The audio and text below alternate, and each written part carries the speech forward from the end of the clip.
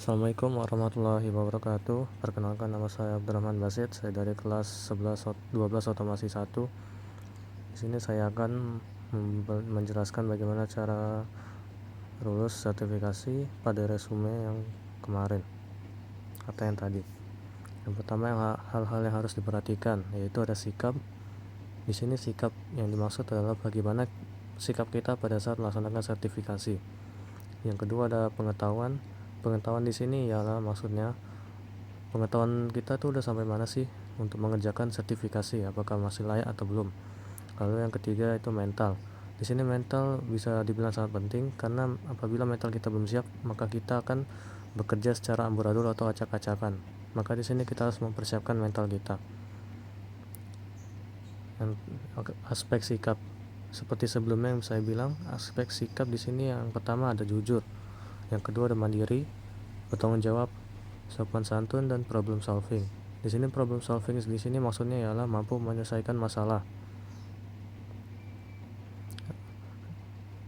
Kemudian ada programming. Di sini programming maksudnya ialah kebanyakan daripada kami bermasalah pada program pada saat praktek.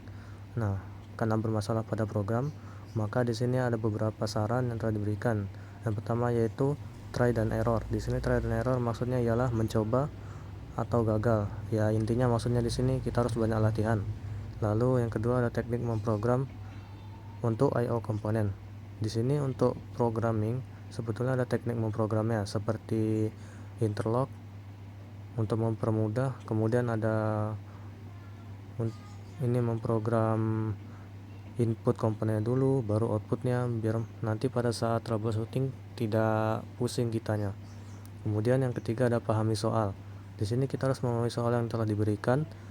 Pada saat kita telah memahaminya, maka kita akan bisa membuat langkah kerja mesin. Yang keempat, logika berpikir yang bagus. Nah, di sini logika berpikir kita harus bagus. Bisa dibilang ini lumayan penting karena apabila kita tidak bisa berpikir secara logika, maka akan sulit nanti memprogramnya. Yang terakhir yaitu ada langkah kerja yang mana nanti akhirnya adalah membuat kita untuk memprogram mesin. Jadi di sini kita harus memahami langkah kerjanya agar pada saat memprogram kita bisa lancar. Lalu ada pengetahuan. Di sini ada PLC, ada driver VSD. Di sini VSD yang kita gunakan 320.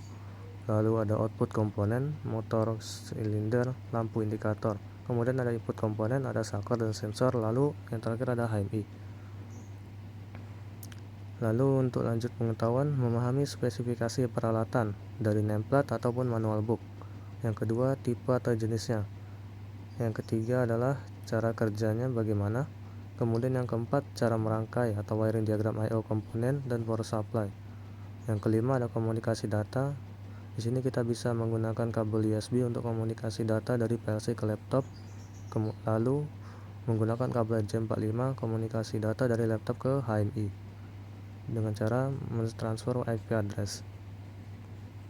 Kemudian ada langkah kerja. Di sini yang pertama memahami soal, yang kedua membuat sketsa, yang ketiga membuat langkah kerja mesin, yang keempat daftar I/O, PLC dan HMI, yang kelima membuat gambar wiring diagram PLC, VSD atau kontaktor, yang keenam membuat gambar wiring diagram motor, yang ketujuh membuat gambar wiring pneumatik, yang ke-8 mengecek komponen baik secara visual, elektrikal dan instrumentasi. Visual di sini maksudnya ialah secara visi apakah masih bagus, entah kebakar, entah penyot.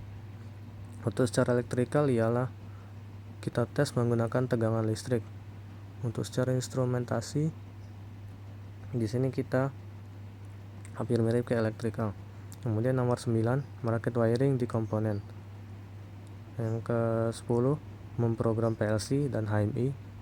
Yang ke-11 kita men-setting VSD 320.